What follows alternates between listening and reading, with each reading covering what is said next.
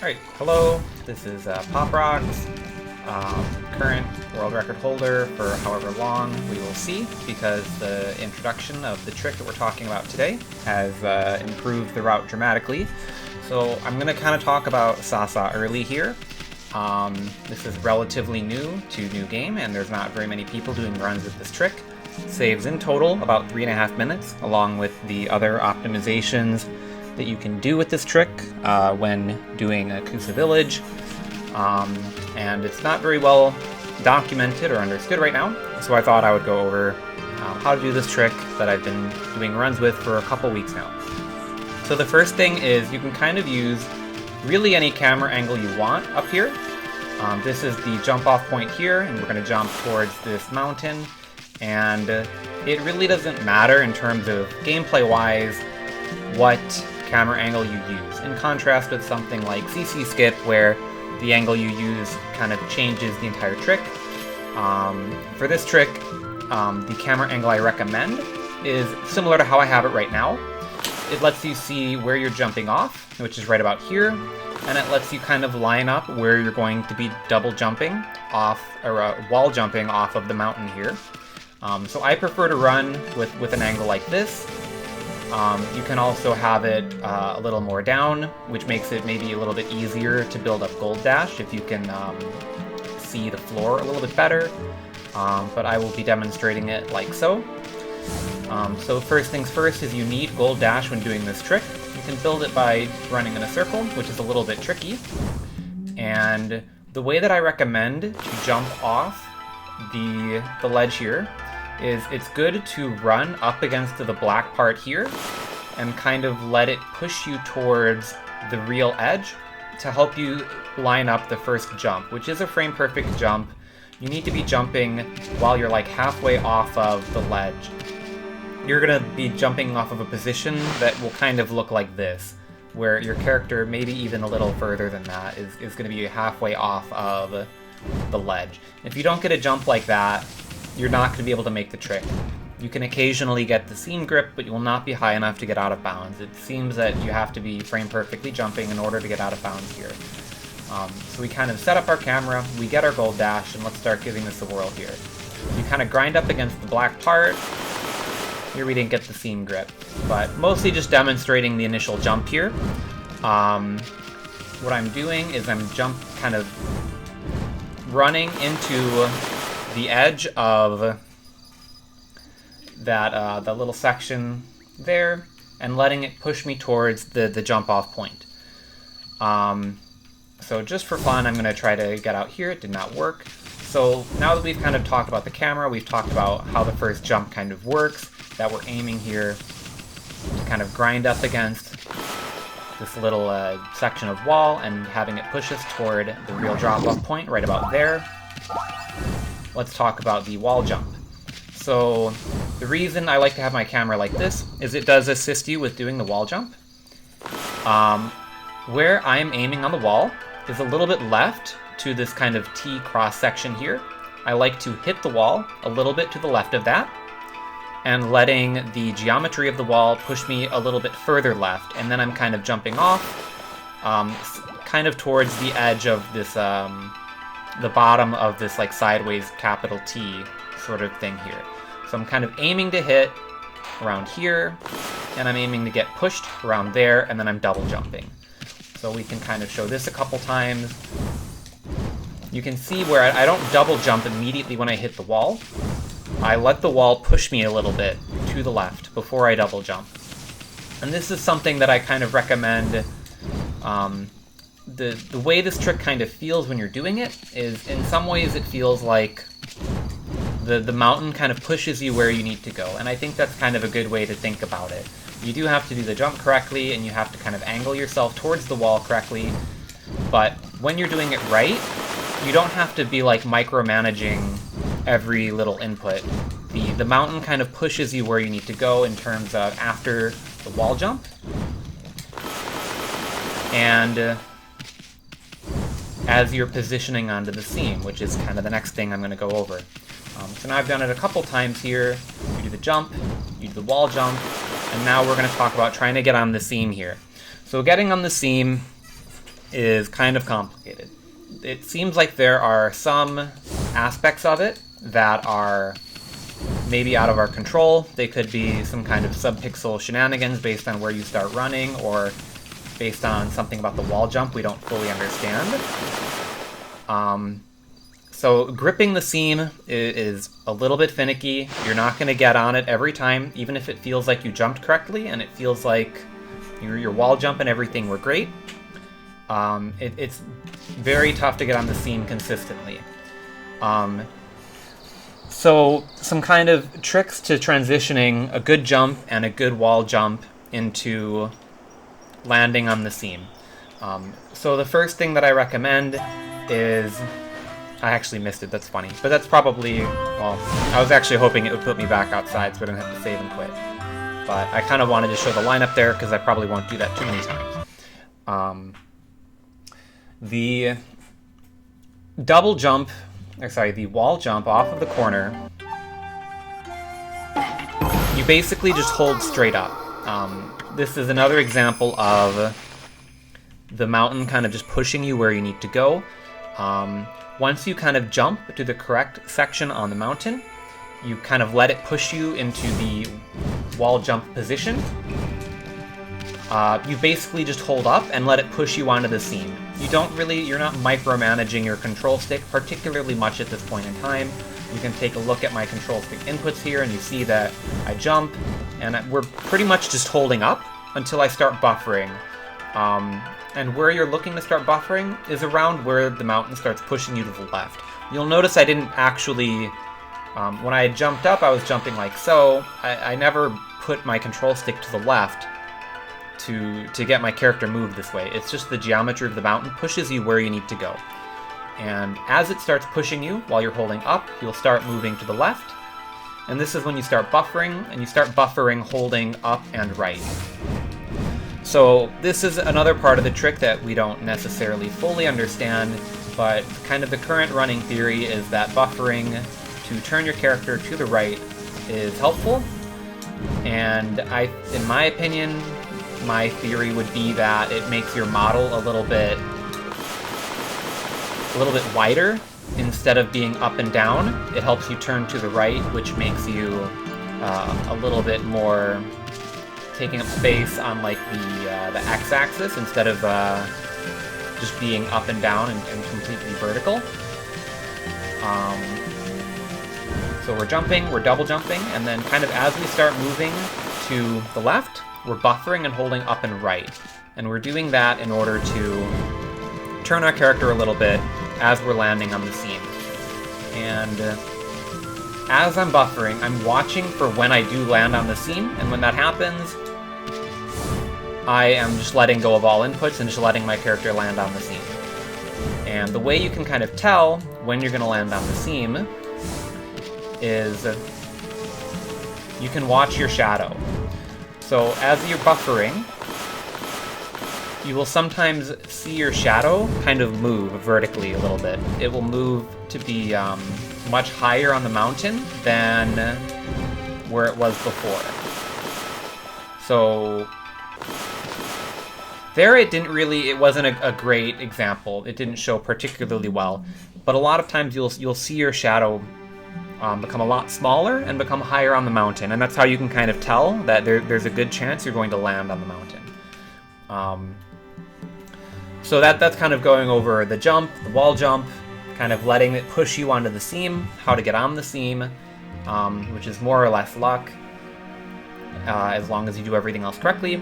And then kind of the final thing is getting out of bounds. So with the camera angle I'm using, the sort of cue I'm looking for is I'm trying to get out of bounds around here. If you try to jump like straight up, it's too high to get over, and it's basically impossible. So you have to do the tackle jump and go a little bit to the left here. And we're kind of going for a path out of bounds like that, where you're looking to get out of bounds around there. One thing to note is that based on especially your initial jump, but also probably the other inputs a little bit, it may not be possible to get out of bounds every time you land on the seam. Just because you land on the seam does not necessarily mean you can successfully finish the trick. and that's something that you get an eye for the more you do it. I don't particularly think I can actually get out of bounds here. My first jump was probably not frame perfect, but at this point you might as well go for it. So anytime you land on the seam, you should try to get out of bounds. So what we're doing here is we need to kind of tackle and turn in place, and then we need to jump out of our tackle. So there's a couple things you need to avoid here. You obviously need to avoid tackling into the wall. You can't tackle without turning, otherwise you'll bonk against the wall here. You need to tackle kind of in this sort of direction for your control stick. You need to not be facing, you know, if you tackle straight left, you'll just go right into the wall. So you have to tackle a little bit away from the wall, but not too much. One thing to note is sometimes you can get a tackle where, let me demonstrate here. So you can see the way that I tackled there, my character did move. I wasn't like stuck on the seam while doing the tackle. The tackle did move me a little bit. Maybe see if I can get back on there. There you can kind of see that last buffer, my shadow moved quite a bit from the buffer before. That's what I mean about how to kind of see if you're landing on the seam. Sometimes you can tackle jump where your tackle is like in place, sort of. Without hitting the wall, you still get stuck on the seam while tackling, which is really desirable because it means you don't lose any vertical height. So you can see that sometimes when that happens, it makes it a lot easier to get out of bounds, and it could be worth trying to kind of incorporate that into your practice and seeing if you can get a camera angle that will consistently allow you to not lose any height when doing the tackle jump. There I tackled a little bit, or I wall jumped a little bit too much to the right. We're buffering. So we saw my shadow move there, but I didn't grip the seam, which can certainly happen. So we're just kind of looking to get back on the seam to kind of talk a little bit more about the kind of the escape out of bounds here. And in the meantime, here's some B-roll footage of kind of demonstrating how I set up the angles and everything here, and some examples of how to quickly get back up without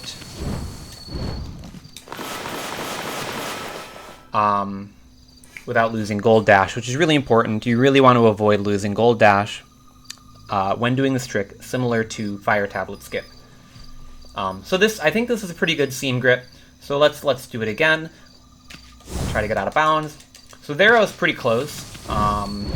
Definitely a good effort. I'm wondering, not sure exactly what happened on that particular try, but it was close. That looked like a pretty good attempt, just looking for the grip.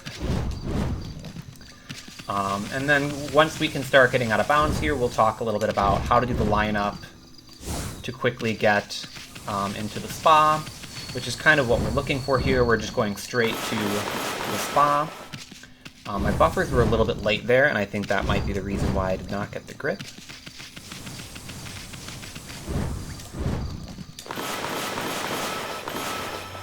That was another good-looking attempt, but sometimes you don't get the grip, and I'm not sure really anyone knows why. Just how it is a little bit at this point in time with our understanding of the trick. We did lose gold dash there, a little bit unfortunate. Have to run in a circle around 4 times. Usually on the last one I take a little bit longer path to line myself up.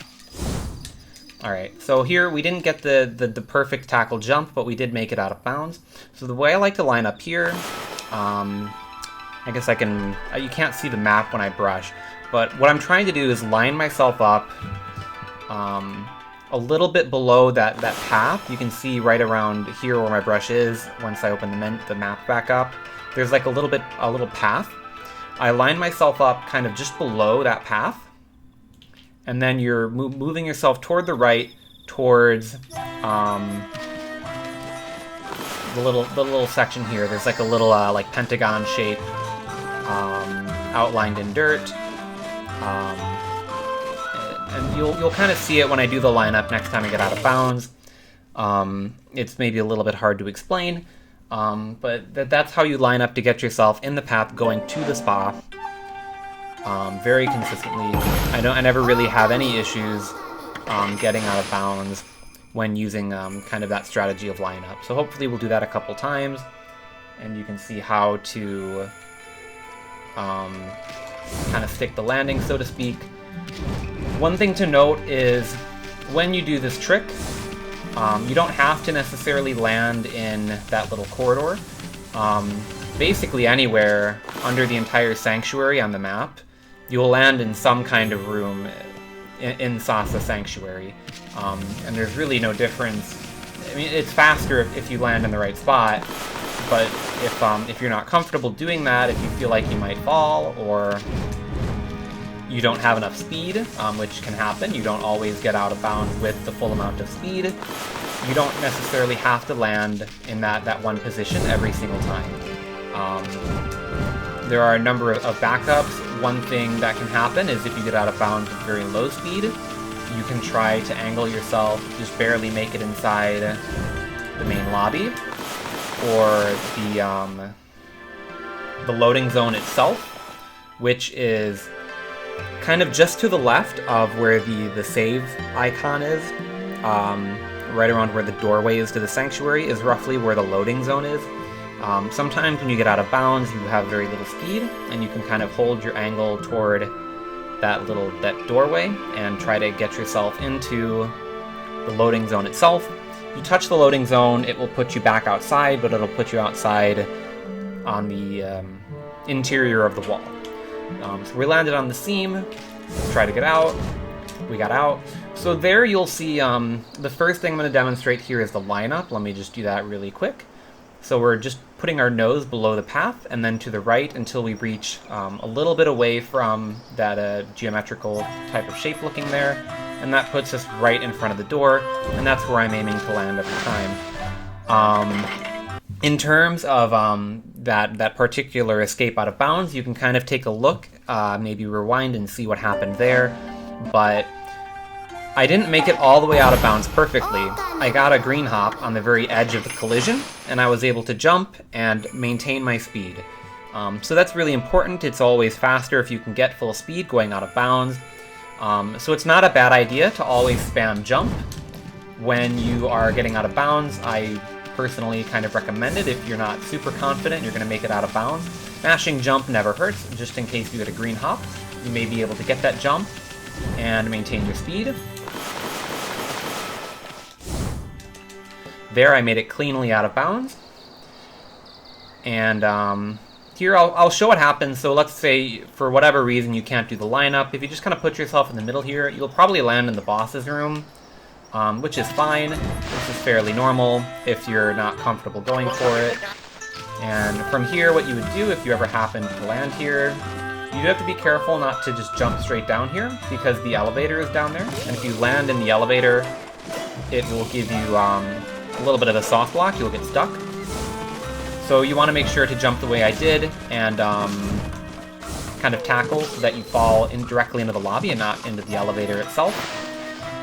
It's also not terribly uncommon to fall directly into the lobby or into a room above the lobby. So either of those are perfectly valid places to land. If you're in the middle of a run, you hit the trick and you just want to play it safe, feel free to do that. But you know, it's a good idea to learn the best lineup because it's always nice to keep it fast because that's kind of the whole point. So we'll do this a couple more times. I would like to show what happens just for a brief interruption to set up my camera. What I do is I go into outer camera. I kind of stand here and then angle myself to the right and press on the camera button, and that kind of fairly quickly lines up my camera to what I'm looking for. So that's something that you can do right at the beginning when you start this trick, is kind of use that method to set up your camera, and then you don't have to touch it the entire rest of the time you do the trick, and that helps quite a bit. So we're just kind of doing setups here. As I start getting pushed to the left, I'm buffering to up and right, and just kind of praying to land on the seam.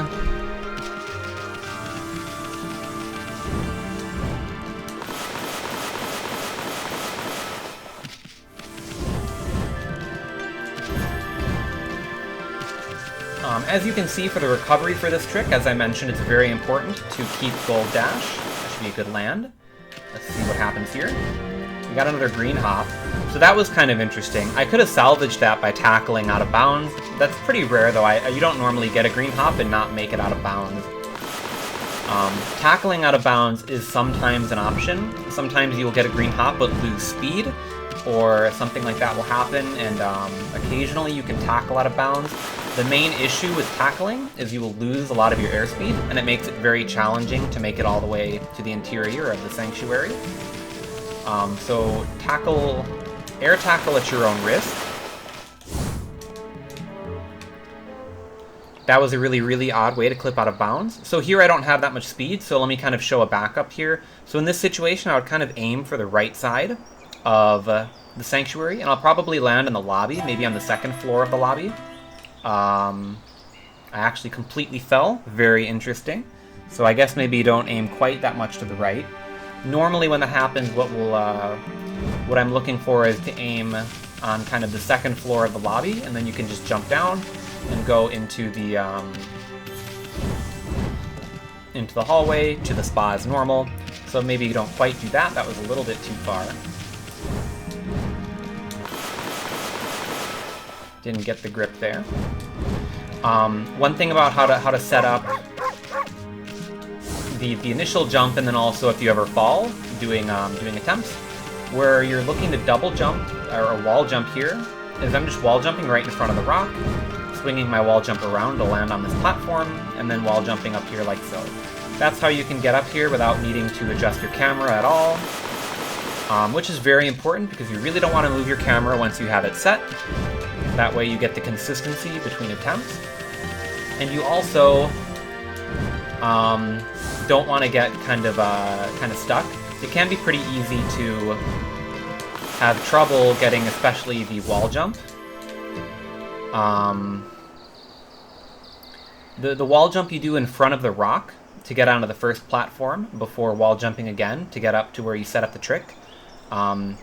There's kind of like a rock in the way that you don't see with the camera angle we use, but it can be hard to get up there if you don't wall jump right in front of that landmark that I showed. So you don't want to go past that, otherwise you're going to end up jumping and you're not going to be able to get a wall jump and get yourself set back up for another attempt. So that's something you'll get to do plenty while you're learning this trick. It is one that involves quite a lot of trial and error. So you probably won't have to think too hard about practicing, but you will, after some time, get used to how to preserve gold dash at all costs. You really want to avoid losing it as much as possible. We're going outer camera.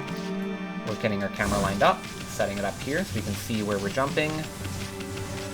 When you come into this area during a run, you will have gold dash by the time you get up here. So that's something that makes it a little bit nice. Makes things a little bit easier here. On the seam. So here's that's a good backup to show. So here I'm aiming for the loading zone. That was where you get the green hop, but you lose all your speed, and then you go for the air tackle to try to make it just barely into the loading zone. And I think we can get there.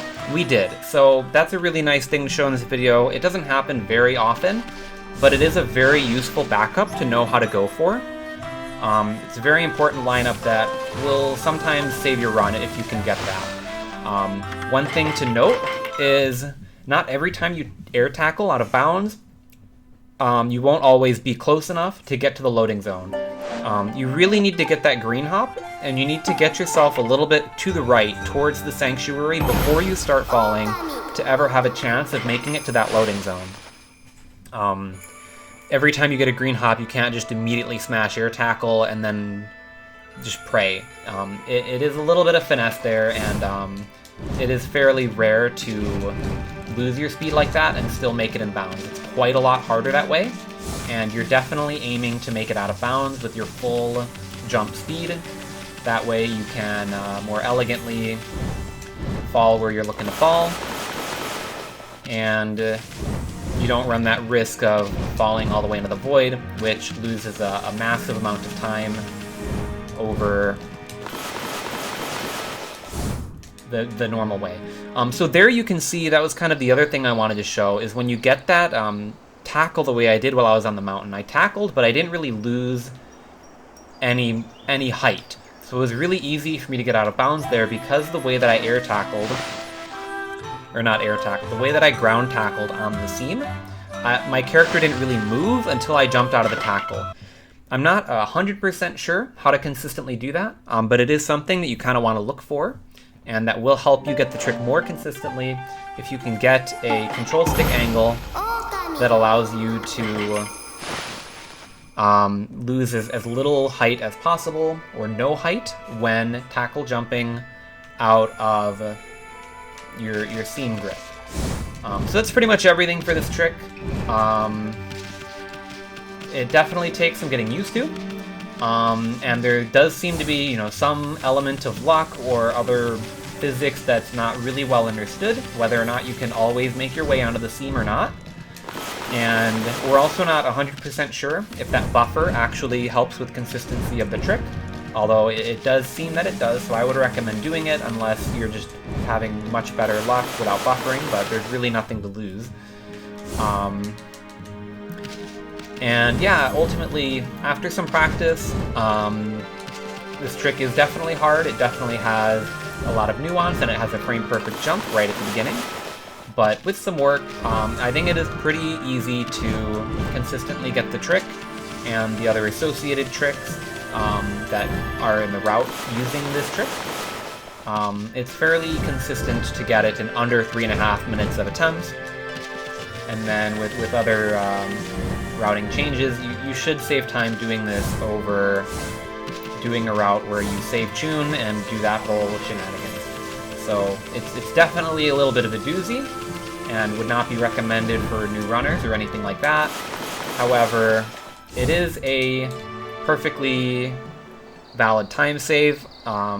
With practice, there's every opportunity to get it. As a little bit confusing as it is, it doesn't take 3.5 minutes of attempts to get it. So hopefully that was helpful. Feel free to ask questions in the Okami Speedrunning Discord or whatever, and enjoy the speed tech. Adios.